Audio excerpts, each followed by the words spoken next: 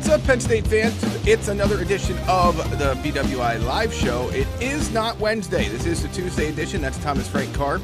I'm Greg Pickle. We usually come to you on the Wednesday version of BWI Live from BlueWhiteIllustrated.com. However, due to some scheduling changes for all of us this week, we switched around our days. Nate and Sean will be here on Wednesday, and Ryan and Sean will join T. Frank on Thursday for the latest recruiting news. The Rivals 300 is out, the brand new one for the class of 2027. We're going to leave that to Sean on Wednesday's show, but Sean put together a really good set of pieces over at BlueWhiteIllustrated.com, putting that Rivals 300 into context and also giving fans like yourselves and our subscribers at BlueWhiteIllustrated.com a look at what Penn State is doing in the class of 2027. A lot of freaking out about Penn State not having a commit yet. If you want to feel better about that, or at least understand why, go check out Sean's 3 stories, 3 things to know are the headlines over at BlueWhiteIllustrated.com, where it's just $1 to join BWI today. T. Frank, it is Tuesday, February 24th. We are in the final week of February, and I want to wish you a happy 1 month to the start of spring practice day. Yeah, it's a big time of year.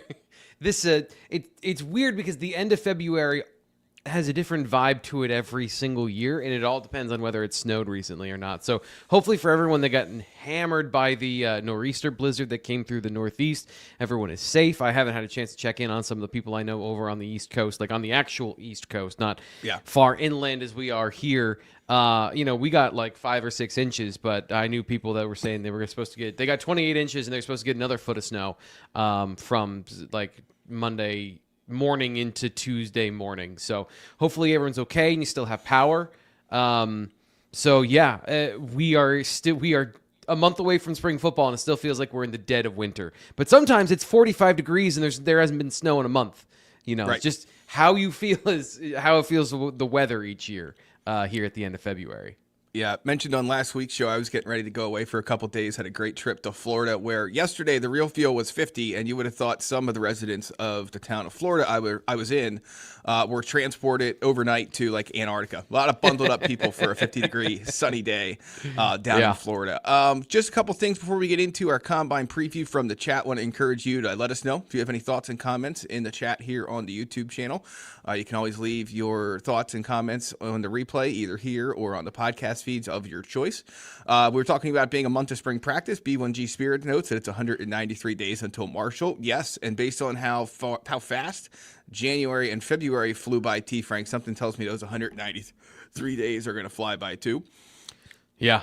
Well, hopefully not too quickly. I've got some off-season projects for the house I want to get done, so I still need some time for that. You most certainly do. It'll be here before we know it, and yet I have no doubt there'll be enough time to get all the stuff done we need to before another Penn State season begins. Bradley Caesar asked, do we know if the Blue-White game will be on TV this year? I mean, I think Nate mentioned this on, I don't know, I saved a lot of the shows from the last couple weeks for the flights I was on, so I'm not exactly sure which one he mentioned it on, but I'm almost certain it was him when he said that essentially, technically, a Blue-White game hasn't even been announced yet. They announced a Blue-White weekend. We assume that obviously there's going to be a football event with that. Is it a game? Is it a scrimmage? Is it a community affair? We're not sure. So at this point, we don't even know where the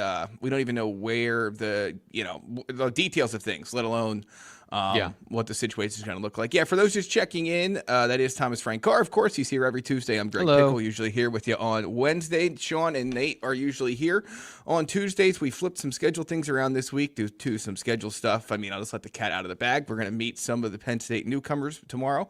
Also hear some from some of the players in State College on Wednesday for another Media Day event. So that essentially is why we did a flip-flop today. Greg's got to drive 2 full shows. Yes. Yeah, he's got to get up here, and then there was some conflicts today with the schedules for the guys on Tuesday.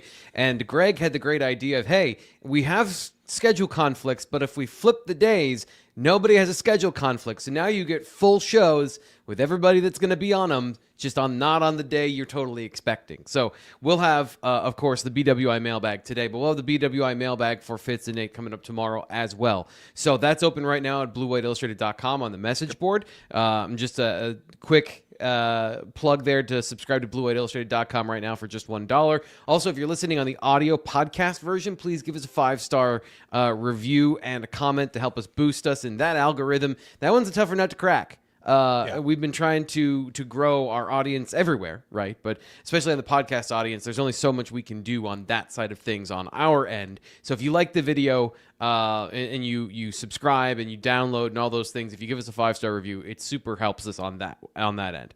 But yeah, that's coming up tomorrow. We'll have Fitz and Nate then, which is I'm glad you thought of it, because I was just like, well, I guess I'm doing 2 shows by myself this week, and like I can do it. Right. I don't know, like people are gonna get sick of my voice, but if you don't think I've got 2 hours worth of thoughts, you are wrong. But this is better for everyone that I have somebody to tell me, hey, you should stop talking now and let somebody else say words.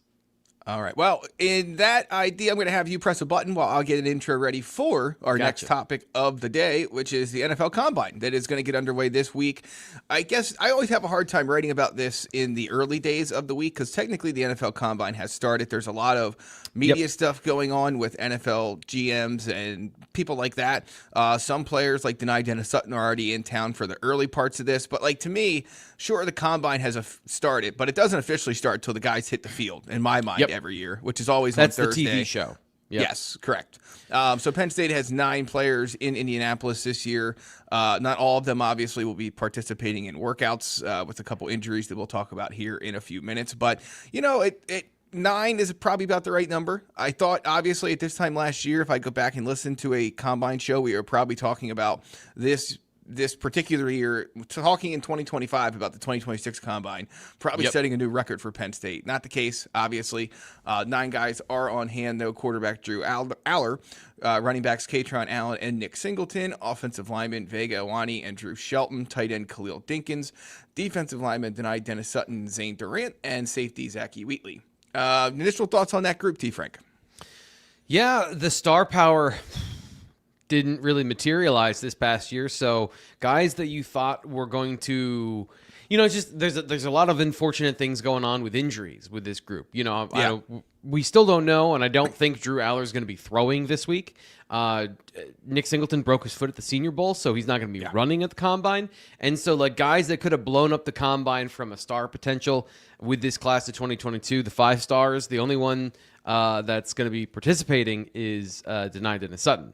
And so, like, if there's one thing I have learned about, this is kind of our news and notes section to start the show, but if there's one thing I've learned, Penn State fans do not care about the NFL draft, and they don't care about the Combine. They care about their guys on the team, and, like, all they want is the guys to go in the first round, see bragging rights and all that stuff. And they want the guys to succeed, but it's not an active interest. But I do think it's interesting, just the story of the class of 2022 as they hit the Combine is completely different from what we thought it was even a year ago, where we were talking about Drew Allar as a first-round draft pick, and now it's like, okay, we don't know. Like, he could be the biggest wild card in this, where there's a lot of different ways this could go. And I think the reason I wanted to bring up today is these parts of the week, the interviews that we don't talk about, we don't see on TV, we don't get much access or insight into, they're going to be the most important for him.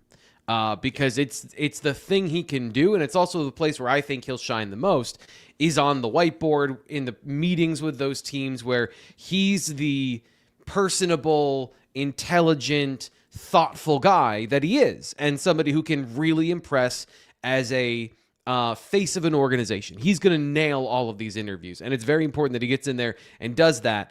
And then, of course, the medical with the injury and all that stuff going on, where you get the medical tests, some of the clearing of that going on early in the week as well. So this part of the week is super important for, I think, Drew Allar specifically as a quarterback who's got a lot of questions to answer about his final season and, how things went at Penn State. Where are the things and how does he answer them in terms of whose fault is it? Because it's got to be somebody's fault, right? And, how he answers those, I think, is going to be revealing as to his character to these teams and these organizations. So that's why I wanted to bring it up this week, specifically about, like, Allar in this early part, which, he won't be on the field. He won't draw a lot of news, but it's going to be very important for him.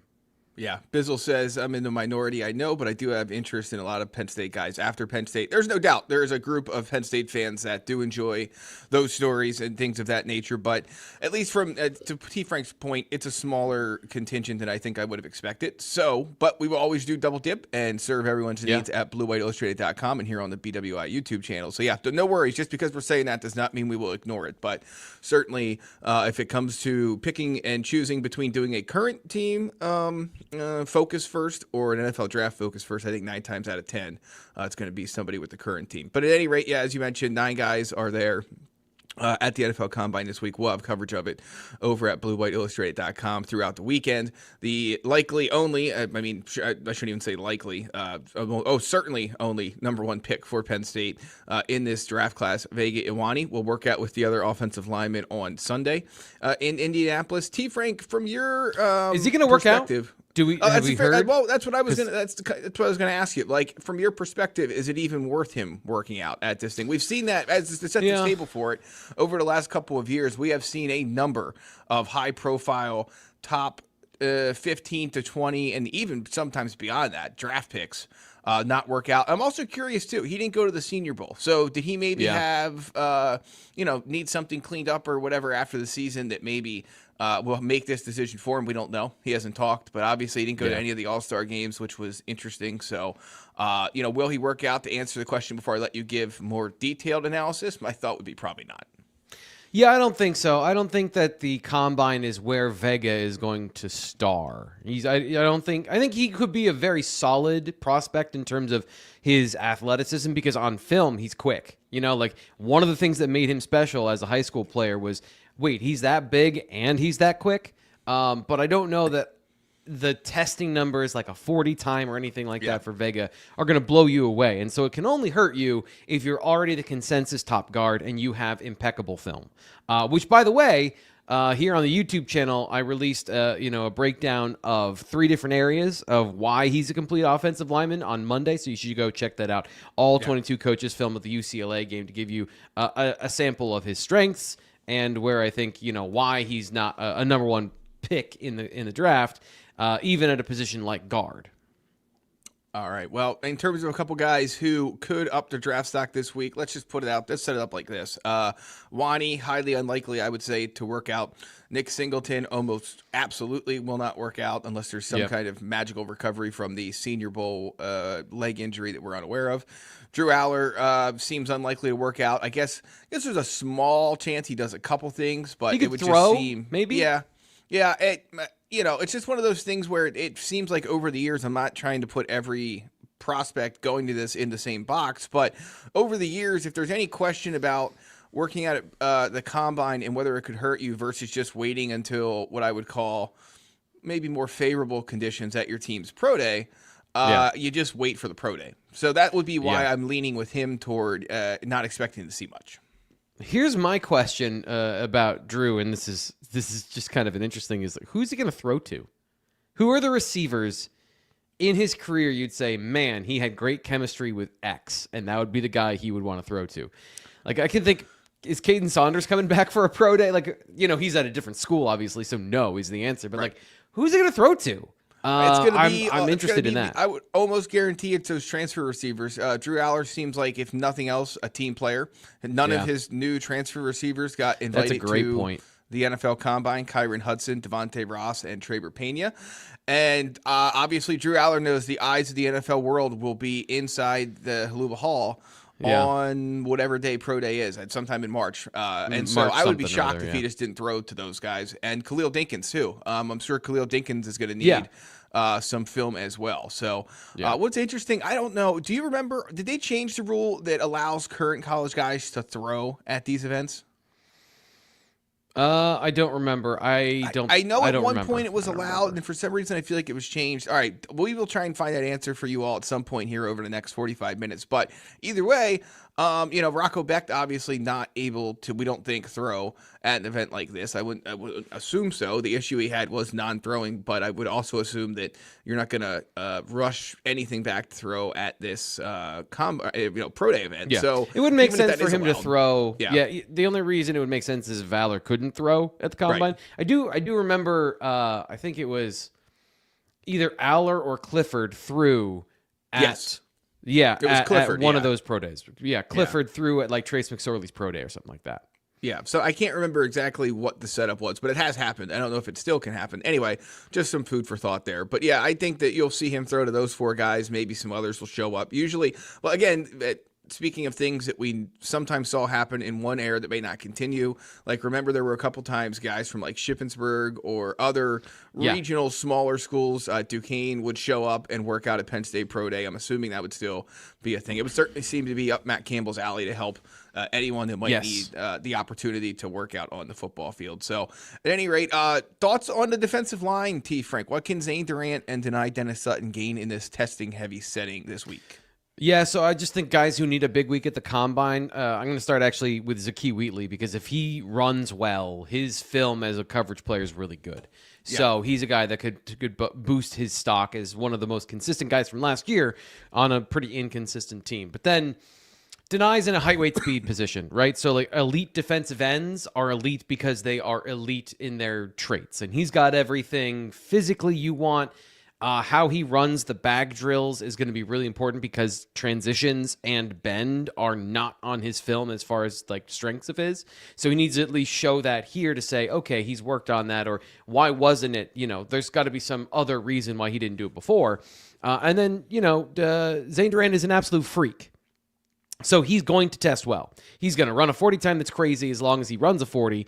And there's going to be a lot of eye-popping numbers from Zane Durant. I'm imagining his vertical and his broad jump and all those things. So for a guy who's undersized, absolutely he needs to be just an alien from the athletic testing perspective. And I think he can do that. So if there's one guy who's going to be the Penn State player that blows up the combine, I think it's going to be Zane Durant. All right. Interested to watch and see all that. It's on NFL Network this week. We will cover it over at BlueWhiteIllustrated.com as the action unfolds. I don't have the full schedule in front of me at the moment, but basically there'll be a Penn State guy on the field, I'm pretty sure every day, leading from the time the event starts on Thursday through the end of it on Monday. So I think that covers all of them. Dinkins, obviously, maybe the one guy who... when you talk about who could surprise or who could be that quote-unquote Penn State player who surprises people, like the only thing that comes to mind with Dinkins when you talk about guys running well is he did so much blocking during his time at Penn State and did it very well. He's not going to be able to show his blocking skills off at the combine. So we've always heard about this sneaky athleticism and explosiveness. And he should be able to show some of the things that help you be a good blocker. But, he will not be doing one-on-ones with, Zane Durant during the combine was what I was getting at. But, he will be able to maybe show some of those other things he's capable of that for whatever reason didn't always or at least consistently show up at Penn State. So he's a guy that kind of interests me a little bit as well. Yeah. He's very athletic.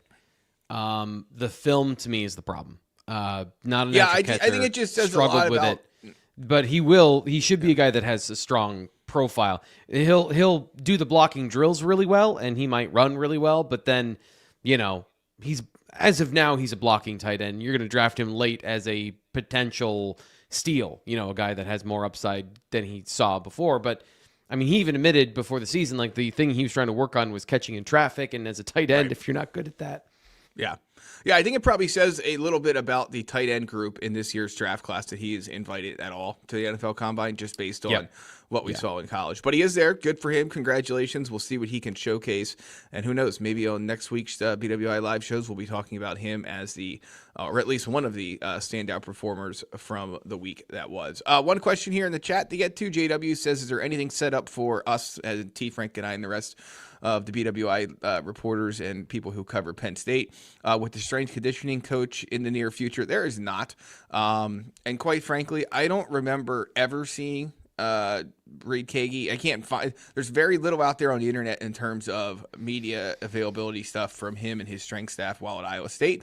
Not saying that's going to be the case here at Penn State, but at least while those guys are in the heat of winter workouts, I am not anticipating that we hear from them anytime soon. I think you'll probably agree with that, T. Frank. There is nothing on the docket. I would be kind of surprised if there ends up being one. Especially seeing as we're talking to people tomorrow, and that's a lot of media availability in a month generally. So I don't think that they would do then another one before the start of spring football, which is when you'd have your max testing days and things like that. So I don't think we're going to get a chance to talk to them. All right, BWI Live is live on Tuesday, February 24th. Again, Nate and Sean back tomorrow. I'm Greg Pickle. That's Thomas Frank Carr getting you through this Tuesday, a less snowy but still cold Tuesday for many of you across Pennsylvania and the Mid-Atlantic.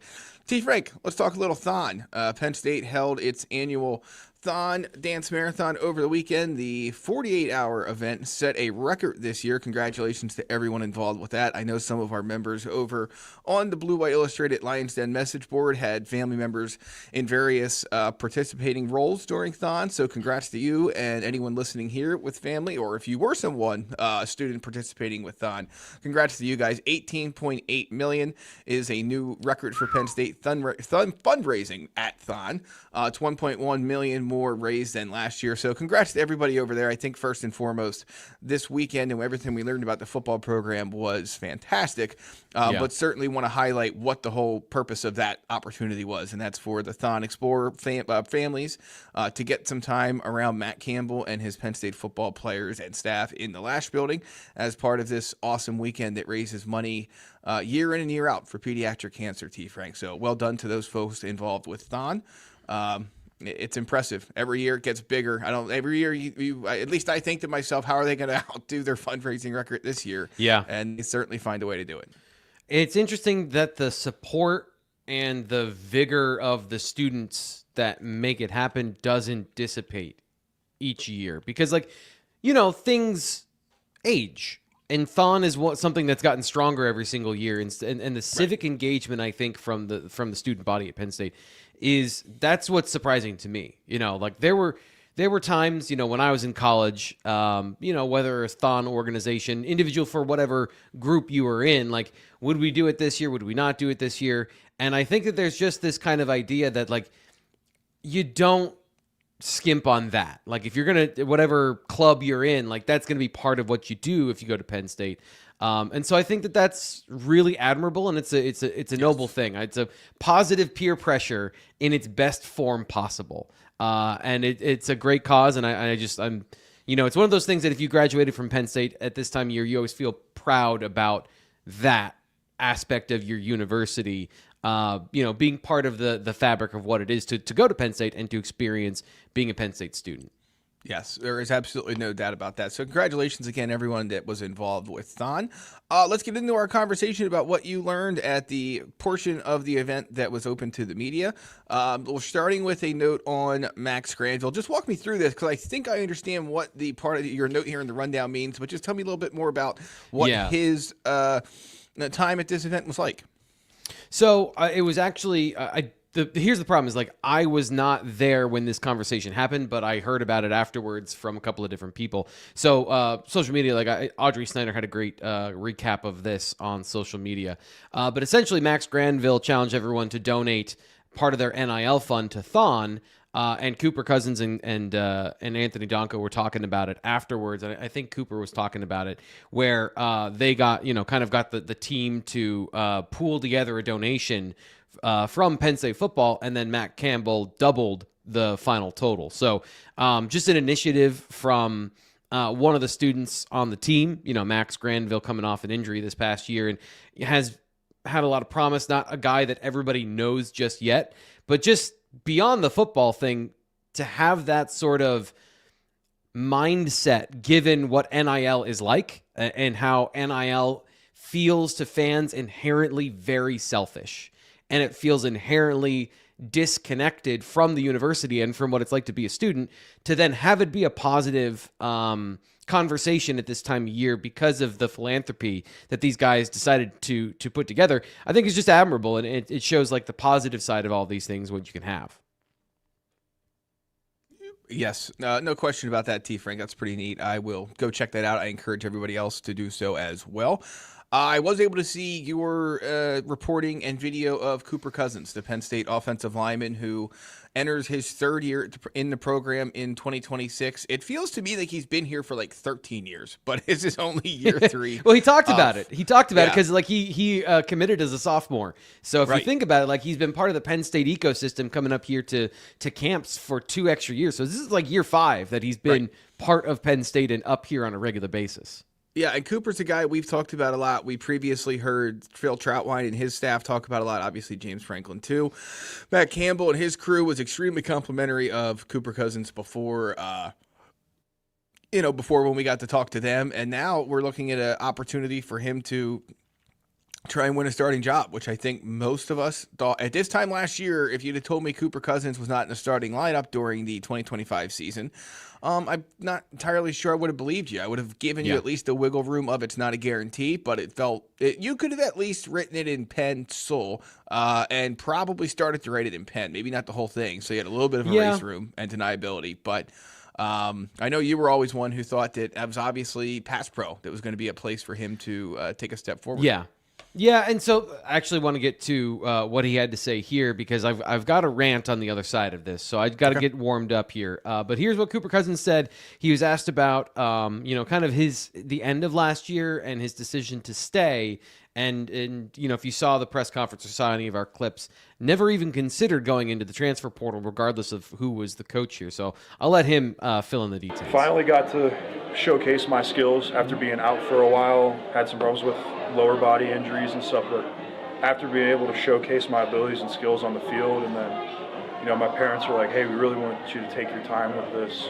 And, me sitting them down like, well, I really don't want to take my time with this. I really want to stay here because I really like this place.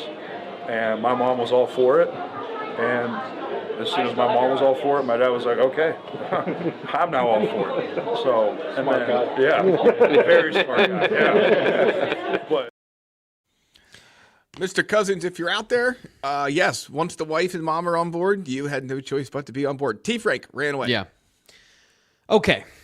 So I believe that part of my responsibility here is if I'm going to try and talk factually about Penn State football players and their performance on the field when I'm wrong, the response has to be equally loud and obvious. And so, when you talk about like pass protection, and maybe that was an issue, maybe that was part of the conversation at the beginning of the year, but injury was something that was kind of whispered about with Cooper last year. And at one point, Terry Smith, when he took over, mentioned that Cooper had been battling through something or he was injured.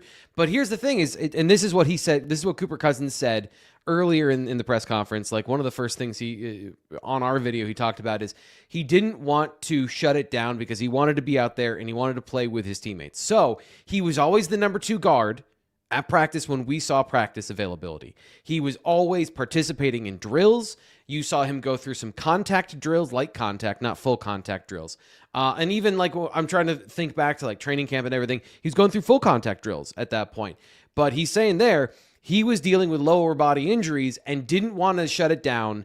Meaning he could have shut it down with an injury that would have taken him out of the lineup, taken him out for last year. So when we're talking about like, hey, he got jumped on the lineup by TJ Shanahan, who wasn't even supposed to be playing last year.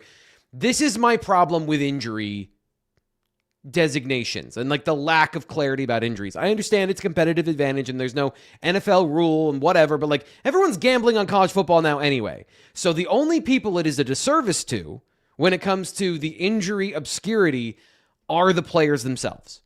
So Cooper didn't develop last year? Yeah, because he was injured. And, sitting here, I don't know that, so I have to go off of what I can see and what I can observe and what we're told and what was reported.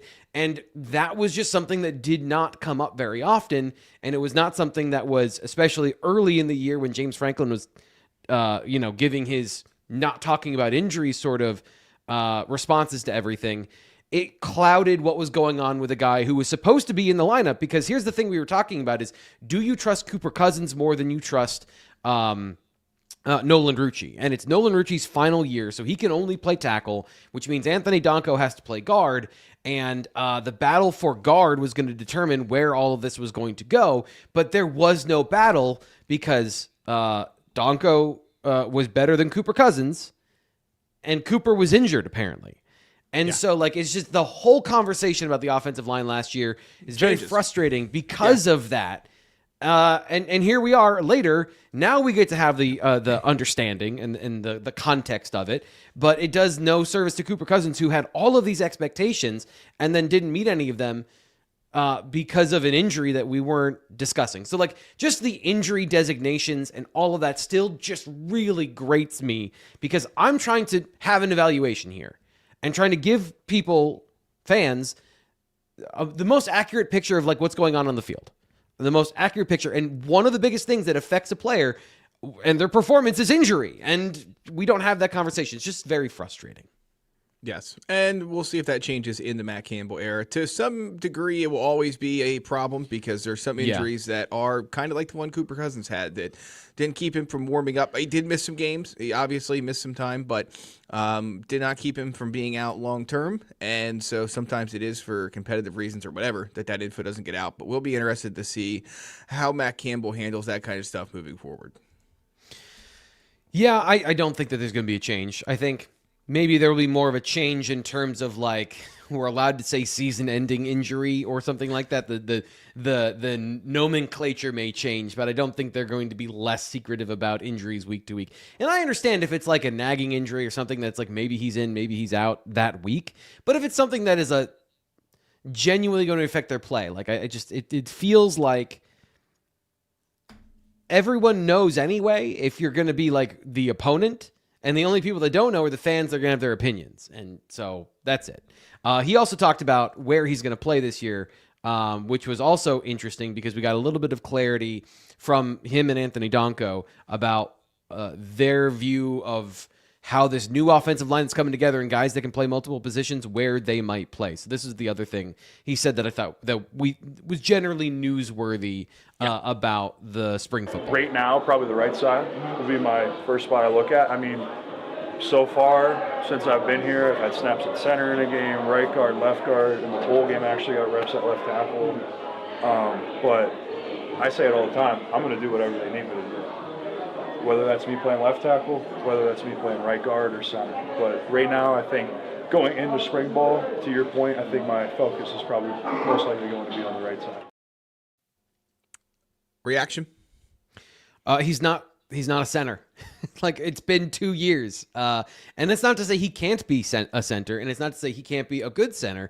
And sure, if there's something that goes on, Dom really gets banged up, or Brock Reicher doesn't develop physically in time to play, like, it is absolutely a possibility. But I just hope we can all update in real time the conversation going on about a guy, where it's like, because Phil Trautwein said initially, like, he's a center of the future, and then now we are in the future and he's not a center. Well, things do change, and I know that part of that is Phil Trautwein is not here anymore, but right. Ryan Clanton, when he was describing what it takes to be a guard, and it's like you go to Buffalo Wild Wings and you drink Mountain Dew and you smoke a cigarette in the parking lot and you go and you run through somebody's face.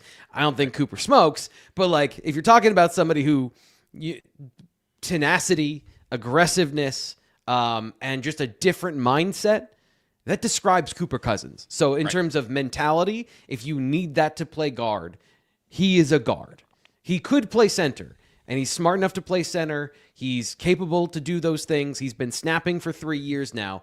But it has been this kind of like, the first thing we learned about Cooper Cousins is he's going to play center, and everyone's very excited about that. And then, 2.5 years go by, and despite the fact that we've had this conversation, like, he's going to be starting at guard, and most likely he's going to be the right guard for this team this year unless somebody else beats him out for it. And of course, that's going to be part of the spring, is finding out, what the talent levels and who's developed, who hasn't developed, etc. Again, you don't want to just say this guy is the starter if you're the coaching staff specifically, but it feels like, as you mentioned, this year I would put it in pencil. And, I never have an eraser on the end of my pencil because I use it up in the first 10 minutes of having the pencil. So I don't ever have an eraser. So I would write it in pencil, which is like writing in a pen for me. Fair enough, T. Frank. Well, having this positional conversation across the offensive line, let's hear next from Anthony Donkoh about where he expects to line up to start spring practice along this new look Penn State offensive line. Personally, I love playing tackle. Tackle's just fun because I can be able to just play the way I want to play. I feel like playing guard, I was very constricted a lot of times and not be able to play to my strengths per se, but at the end of the day, I was going to play whatever position that I needed to play, and I was going to play at a high level, whatever position I was going to play. But I feel like for me to be myself and play the way I want to play, tackle is the best position for me. Really interesting stuff from both Anthony Donkoh and Cooper Cousins on their outlook position-wise in 2026. It's very cliche in football, obviously, Frank, for guys to say that they will do whatever they need to do and play whatever position they need to play to help the team. Yeah. Offensive line is the one where you could end up in 3 different spots to do that. And Anthony Donkoh has not yet played center, but he certainly has played both tackle and guard pretty consistently throughout the course of his career. So your just thoughts on his perspective on that and listening to him say it, which is sometimes different than, when you see his facial reactions and everything else, you get a different feel for things at times than if you're just listening to it on audio or so on and so forth. So your reaction to all that. Yeah, I talked to him at the beginning of last year, and I got the sense that he liked tackle more than guard, but he, was going to do what they were going to ask him to do, and he did. Here's the thing is, he was really good by the end of the year at guard, so it's not necessarily that he can't be a great guard, but I think just generally most linemen like playing tackle more than guard for a lot of different reasons, not to an insignificant degree about the future pay of a tackle versus a guard. And I think tackles probably, this is splitting hairs here, and it probably might not be great to say, but if you're a tackle, you might not get beat up as much. When you're a guard, you are like big horn sheep ramming heads with the defensive line all the time. As a tackle, he mentioned it to the last time I talked about him, where you have more time to work a move, you have more time to react to things because there's more distance between you and the defensive end. And so your athleticism matters, which I think is a huge bonus for him. But also yeah, you're not Cooper Cousins. You're not trying to run through somebody's face on every single play. The whole point of guard is, hey, I'm going to beat the crap out of you for 60 minutes, and we'll see if you're ready to play in the fourth quarter. Where at tackle, Ryan Clanton even said it's more about pass protection, more about pass sets. It's more about understanding the defense. It's cerebral. And Donkoh, that fits all of the things that he is. He's a very smart guy, voracious learner, which is why he was able to play early. And so all of those things do fit him. But at the same time, he also could turn it on and was absolutely bulldozing people at the end of last year. But you can have that at tackle too. So you would love to have 2 guys that can do that at right guard and right tackle. But I don't know which tackle position Donkoh is going to play. I think that's still open for interpretation. He has not played left tackle, but that is, to me, at least on the table still, even though I would assume and lean towards he's going to stay at right tackle, and there's going to be a competition for that left spot, which feels a little uncomfortable, I think. Yeah, it's just going to be interesting to see how Ryan Clanton and his can't think of his name. Is it Jackson Scott Brown, the assistant offensive line coach? I think that's his name. Yeah. That's him. Yep. How they go about putting this group together, because there's some position coaches here at Penn State now that are going to have an easier time than others when it comes to having to blend returners and former, newcomers together. And this is just an interesting place to do it. You have Donkoh, who's a multi-year starter of some sort, obviously. You have Cousins, who is highly regarded in the program on and off the field. But you also brought some very talented Iowa State guys with you as well, of course, and signed Brock Reicher from Texas State, signed some others too. So, I don't want to call it a blank slate, because I'm sure it isn't for all these guys here. But, this position group, more than any other, you're going to have to earn your playing time moving forward. There's no doubt about that. Yeah, so there is kind of a rough outline to me of the guys that are starters. Trevor Burr is a starter. You have a competition at center with 2 names that make a lot of sense. Sexton, really the position is left tackle. That is, or at least the second tackle is open. A lot of the guys coming from Iowa State are younger, and it would be a surprise for me that they would compete this year, given Penn State play. I guess that's more my bias of knowing these players, because you've got guys on the roster that are ultra talented, that I've been following since high school and are super, super talented. But guys like Will Tompkins, who's an interior guy, and then Qual, who I think is future starting left tackle. But are they better than the guys who have been here and are also as athletic and maybe a little bit bigger and more filled out in their frame so far? And that's really, to me, the biggest thing that I learned this past week was Garrett Sexton is back on track as a top 75 offensive lineman from the class of 2024. I think he looks awesome. He looks like a tackle now, and like a Penn State tackle, where it's not extra body weight, all those things. Like, he's worked through those issues. And I think in the conversation about the offensive line, he got a little bit lost in the shuffle here. I'd agree. Yeah, I'd agree. Fitz and I have gone back and forth about Egan Boyer and Garrett Sexton as far as, like, I'm very much a fan of Garrett Sexton and his potential, and he was very high on Egan Boyer. Boyer had a more consistent path forward. And the thing I said last time when we were talking about this is, like, just because Egan Boyer was the more athletic of the two doesn't mean Garrett Sexton wasn't athletic. He's hyper athletic offensive lineman with a huge frame, maybe more size potential than Egan Boyer, who was, it looked like he was going to have to work harder to get that weight on. Sexton put on a lot of weight pretty quickly, so, like, that was both a positive and a negative, where it wasn't good weight, but he's a more natural carrier of all of that weight. So I think it's entirely reasonable he could play left tackle if they think that's his best position. He's been on the right side behind Donkoh. So how they decide those things, but to me, he's the front runner right now because of his age, his experience, and his talent level. And that's the thing that I think we keep forgetting, is this guy is really talented. He's very smart, and he's clearly a guy that wants to do it. He wants to work for it. And Donkoh talked about how his technique has gotten better, and really the last thing that was holding him back was just size, and the right kind of size. And I don't know, like, is he 320 or anything like that yet? It doesn't look like it, but the difference is the last year and a half or so, he had kind of a doughy face, right? And so it was like, what kind of weight were you putting on? He's the same size, but he had thinned out in a lot of areas, and he was talking about the body weight, the body fat percentage he had dropped. So, like, I think he's ready to go, and he's had enough time of not being injured and progressing as an offensive lineman. There's something that can unlock there. So I'm excited to see, like, what the potential is here, because I think he's sneakily a guy that is a future NFL starter from a talent perspective. This is a guy that's just as talented as some of the other guys. He has a bit of a Nolan Rucci ceiling to me, but also has done a better job of progressing earlier in his career. And I'm not trying to knock Nolan Rucci. He went through a lot going to Wisconsin, coming here, and all those things. But, like, that to me, I think of, like, athleticism, size, physical ability to bend and manipulate space and to move your hips and things like that. I don't see any holes in his game. So the last thing is to see him actually prove it.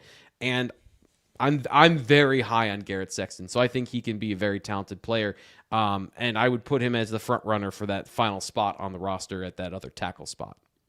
Well, that second tackle or left tackle, whatever you want to call it, is definitely going to be one of the more interesting battles to watch during spring practice, T. Frank.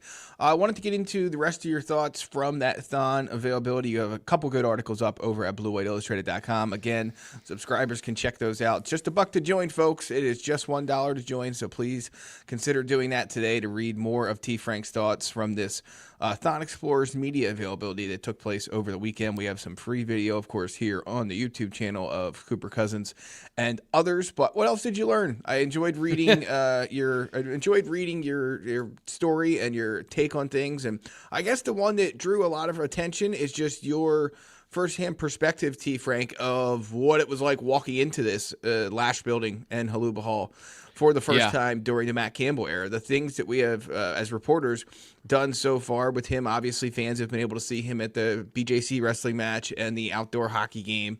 We have seen him in a pair of press conference settings, the first one being when he was introduced in December, and the second one being when he talked once the roster construction bit of things was complete, so to speak. Yeah. But this was the first time to see him in a what I would call work environment, but also a community service environment, obviously, and kind of a mixture of those two things. So with me now getting my word vomiting out of the way, just go ahead and take a stage and go ahead with your just impressions of all that. So the problem is, like, and it was like a 1,500 word article, so there's so many different places to start. And it's a little overwhelming in terms of, like, how to nutshell it. But I just think that I guess the first top line thing that I experienced was just, like, the difference in the environment from James Franklin to Matt Campbell, and the personality of the building itself and the personality of how you felt in that environment was very different. And the comparison is the story here for even people that work in the building, and some of the conversations that you're having with people around the program is just like, we're all noticing the differences, and that doesn't even have to be a bad thing. It's just like the most interesting thing about Penn State football right now is the fact that they've gone through this transition and this transformation, and Matt Campbell has a different view of how to do things. And so you're just constantly noticing all of them. So like the first one that Greg, and I know this is kind of the self-serving nature of it, but we experience the world through our own interactions. Like we see the world through our own eyes. So the things that matter to us are the things that we talk about, which is, if you're in the media, how many hours of your life have you expended standing outside of the Lash football complex, either Hallula Hall, practice field, or the actual building? Quite a few. So much time. You were allowed in at a certain period of time. You were allowed in for exactly that amount of time. And there were caveats as to where you could go in the building, who you could talk to, and how you could interact with people. I got there. Funny story. I actually read the email wrong, and I got there an hour early. So then I had to go kill some time, and I was like, okay, I'll go back and be 15 or 20 minutes early. So I walk, because I didn't want to stand in the cold. So I walk up to the door 15 minutes early. The door automatically opens, and they're like, come on in. And I'm like, okay, well, no, just start. So 15 minutes early, you're in there, and then you're immediately interacting with people. And so it was just, the way I phrased it was breathtaking, because it is so jarringly different. And again, like, you can have different views of this. Obviously, I think it's a positive for my job, but there could be negatives that come from allowing people more free access. And so I was trying very hard in this comparison not to be judgmental and to give this new staff just like carte blanche to be the heroes of the story, right? Like, there's a reason James Franklin did things the way he did. He had a reasoning for all of these decisions he made, and I don't want to characterize all of them as bad. Penn State fans can do that on your own. You've done that anyway. I'm not going to stop you. And I do think that there are some pros and cons that I tried to point out in the article about how all of this has unfolded and the history behind all these things, leading to kind of like where the program is headed, what it feels like Matt Campbell is trying to build, and how he's trying to, what image he's trying to, kind of in the distant future of what Penn State football is going to be on the field. What are the visions and the outlines that you have standing in this moment in February, when we're in the honeymoon period, when they understand like everything's rosy because they haven't lost any games and there hasn't been any adversity, or at least any like adversity in those terms of winning and losing of games and fan perception. So that was really kind of the point of the article, is what was it like to be there? What was it like to feel that environment? And as somebody who's been there for a couple of times, or more notably, not been in there a lot of times, that was the biggest difference, is kind of the atmosphere that they have created in these first few months with Matt Campbell. And for all those kind of details, you can read the article, because again, it's one of the longer articles I've written. It was a great article too. It was well worth the time, well worth the dollar investment if you are not already a Blue White Illustrated subscriber. It's easy for me to say this morning on Tuesday, February 24th, but definitely go check that out. Really, really good stuff from T. Frank. Just any final thoughts, buddy, before we move into the last part of the show?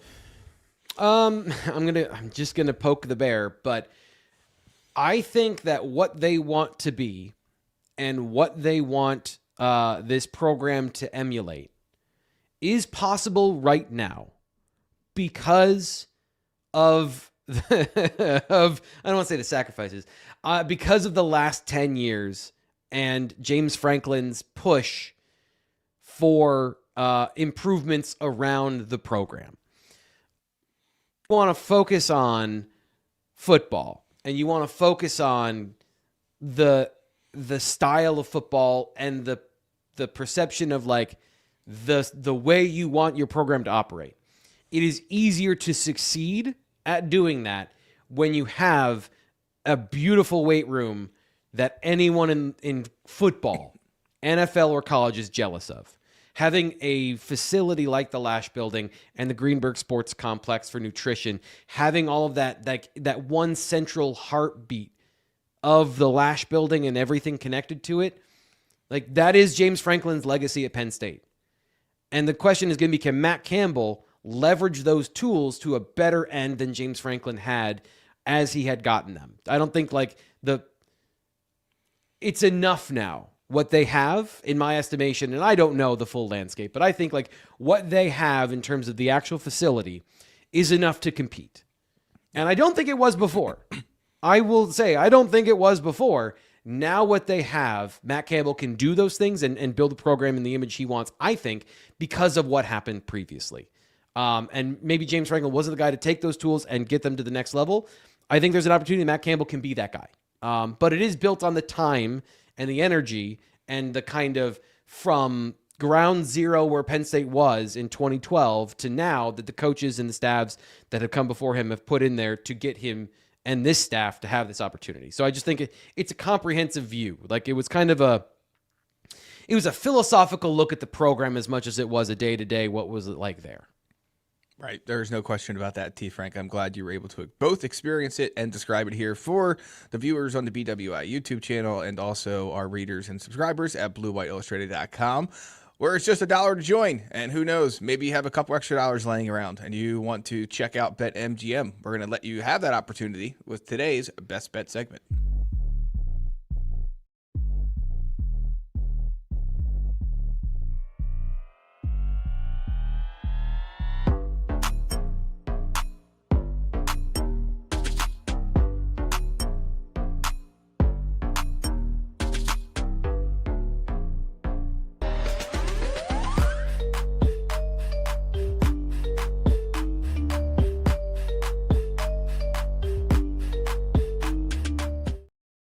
All right, folks, BetMGM Best Bet segment. If you haven't signed up yet for BetMGM, use bonus code ON3 and you will get up to a $1,500 first bet offer on your first wager with BetMGM. Here's how it works. Download the BetMGM app and sign up using bonus code ON3.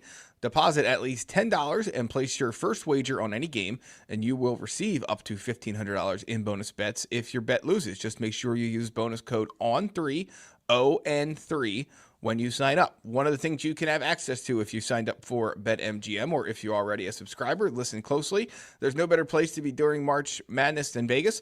This year, college basketball fans can win a VIP trip to the Court of Legends event featuring the Cavender twins. Simply place sports bets, and your position on the leaderboard will determine if you win one of the 25 grand prize packages. Just sign into your BetMGM account, opt into the promotion, then start placing sports bets of at least $10 to climb the leaderboard. Make this March one to remember. Join the Court of Legends leaderboard and make it legendary. T. Frank, in the spirit of college basketball, we have two plays for tonight, February 24th, to get to in Best Bets.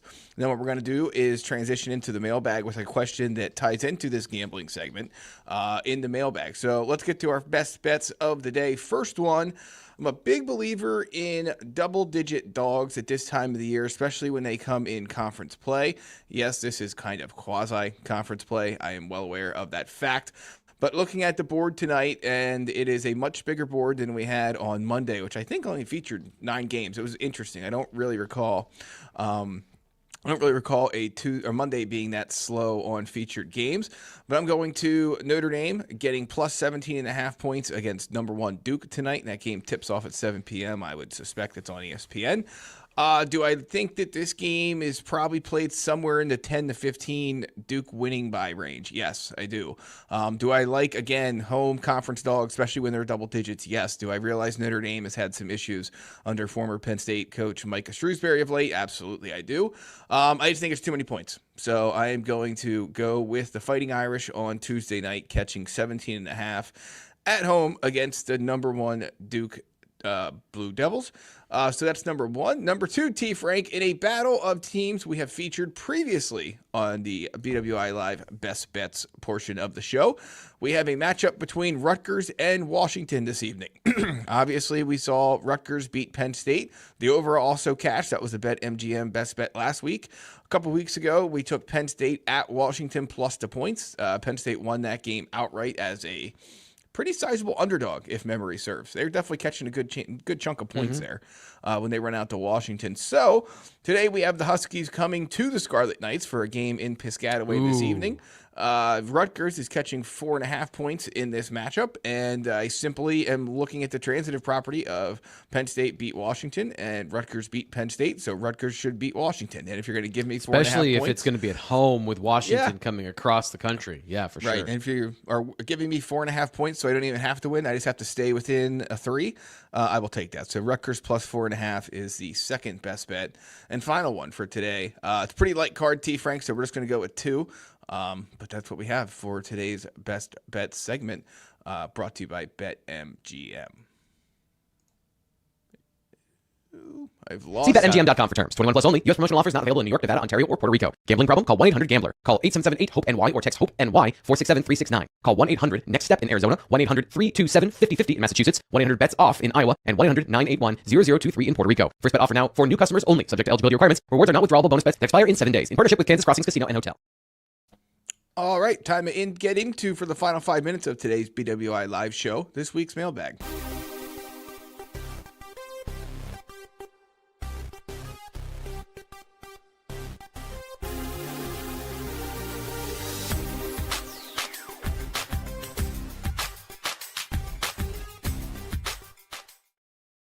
All right, BWI Mailbag, thank you as always for submitting your questions, whether it was here on the show, whether it was in the Lions Den message board, or whether they came from social media or somewhere else. Let's start with one in the chat. Andrew, I know you posted this in last week's comment section, I think on the Wednesday show. I haven't heard anyone talk about Campbell's record while being favored. You can double check me, but I'm seeing a record of 22-21. Thoughts? Yeah, I don't know where you're finding that information, and I think that's why no one's talking about it, because I don't think it's accurate. I was able to track on OddsShark that going back to November 22, when this goes back to November 5th, 2022, when Iowa State won and covered as a 6.5-point favorite against West Virginia. In the 29 games since then, for a total of 30, Iowa State is 20-10 overall when favored, and 14-15-1 against the number. Also, a lean towards the under as well. But yeah, I don't know that if you can email me or point out in the comments of a future show where that 22-21 mark is coming from, I'd 100% be happy to check it. But I think it's concerning people less than it is you, just simply because of the fact that I think it has too many losses on that mark. Now, is 20-10 as a favorite great? No, not necessarily. I think it's also harder to it's harder to pin Iowa State as a favorite as opposed to Penn State. Like Penn State is going to be a favorite in more games and is going to be a larger favorite in more games because of the program. And so there is a certain aspect of like they beat teams they were not supposed to, and more times than not they beat teams they were supposed to. But I think that there is more volatility if you're a team like Iowa State and you don't have the recruiting depth. Maybe you can get the stars, but the real problem with teams is not can you find good football players, it's can you find a depth of players to fix problems when they arise due to injury or somebody not working out. And so to me, like coming from a team like Iowa State, if you are in Greg, what he just cited in that ballpark, I think that's a good metric. That's a really strong foundation. Yeah, it's one I can live with. I don't know if I would need to know more about the games, obviously, and I can do that with Penn State's record of such. I don't have quite as good of a grip on the Iowa State setup. Next question, O-line opportunity. Andrew, just by the way, buddy, if you have any more information I can use to look at this, happy to do a future story and segment on it here on the show. I just can't find the information you're sharing right now. Projected 26 OL, this comes from OC Lion. Does the projected 26 OL have more potential than the 25 OL? Can we reasonably expect them to perform better this season? T. Frank, your thoughts?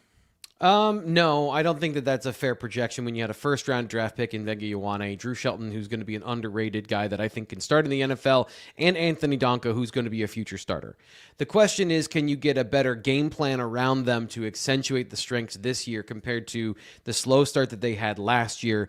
And can you develop guys at certain positions a little bit quicker? Because I fully and totally reject the idea that some fans think Phil Trautwein wasn't developing players when he has two first-round draft picks in 3 years with Vega Ioane and Olu Fashanu. So like he can develop players, but like just generally, it felt like at times the offensive line was a little disconnected and was not as cohesive as what I've seen from the Iowa State offensive line under Ryan Clanton.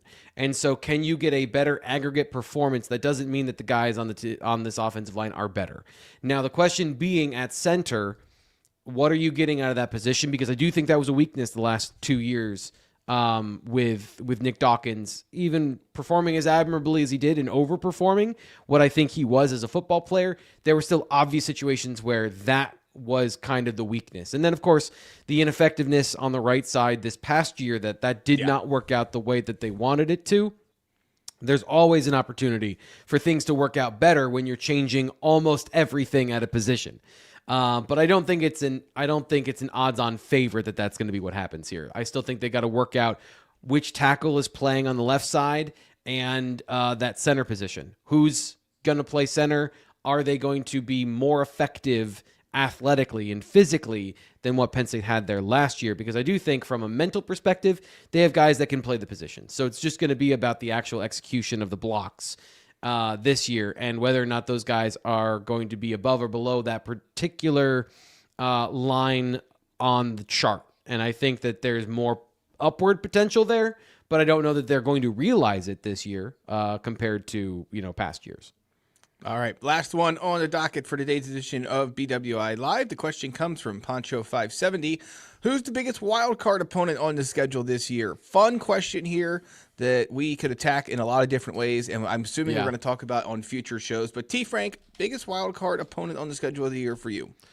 I don't want to say the one I'm thinking because I said it last time, and it's just going to be like it's going to turn into T. Frank is a fan of Wisconsin or something like that. Or, wow, you're all about that Wisconsin game. Are you? Here's the thing is they have said that they're willing to invest more in football from a monetary standpoint this past year. That's been something that their athletic director and their head coach have talked about. They're far enough into this transition to Luke Fickell that they've probably purged all the hashtag gritty football out in terms of like the big guys that maybe don't fit what they want to do from a hyper spread perspective. Not that I think that's a good idea. I think it would have been better to blend those ideas. But they brought in 30-some transfer players this offseason. So if you want to talk about wild card, to me that means upward and below, boom or bust. And I think that there could be boom or bust with Wisconsin. Penn State should be the favorite in the game, but do they challenge Penn State? Is it a tight game? Is it a close game as the Big Ten opener on what I think is going to be a night game? Or can Penn State wipe the floor with them and move on? I think you'll never know, right? Because the result will be the result, and it'll be like, T. Frank, you're an idiot. But I do think that has the biggest wild card potential on the schedule. Yeah, to me, just off the cuff, you could go with, again, a number of teams. You could go with Michigan. You could go with Washington. You have Northwestern somehow luring Chip Kelly to Evanston, Illinois to be the offensive coordinator at a place where they have typically had pretty decent defenses, maybe some years more than others, but not so much on the offensive side of things. So what does he do to better that offense with Aiden Childs now under center for the Wildcats? I have no idea. And that makes them the biggest wild card to me. This offense could be much better than expected, and it could be much worse. So the Wildcats are the pick for me, and we could talk about that one and will a lot more, I think, T. Frank, over the course of the rest of the offseason. Yeah, that's a good one. That's I have not been thinking enough about Northwestern and having Pat Fitz. Or, February 24th. Who's you really now? shouldn't be. It's not healthy for anyone. Who's there now? again?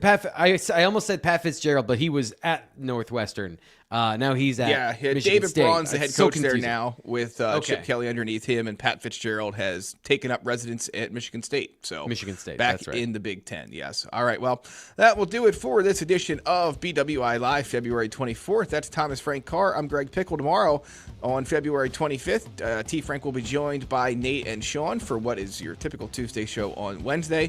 Thursday, Ryan and Sean are back with T. Frank for the latest recruiting news and notes from the Penn State world and the Rivals world as well. So for Thomas Frank Carr, I'm Greg Pickle. Thanks for being with us on Tuesday, February 24th, and we'll catch you next time.